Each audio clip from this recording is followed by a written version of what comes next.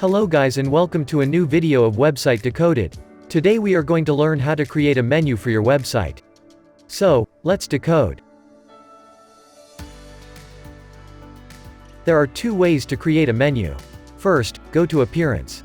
Menu. Here you can type your menu name and create a menu, but then you will have to create different pages in the page section and that will take a lot of time. The second option is by clicking on Customize option and follow the shown steps.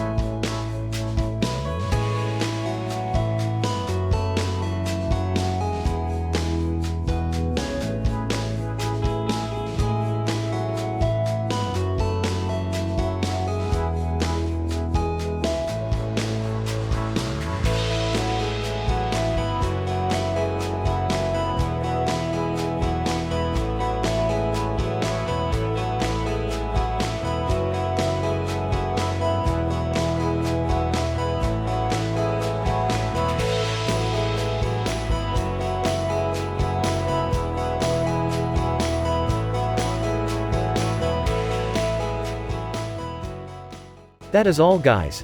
Thank you so much for watching. I hope you liked the video, and if you did, please give this video a giant thumbs up and subscribe to my channel.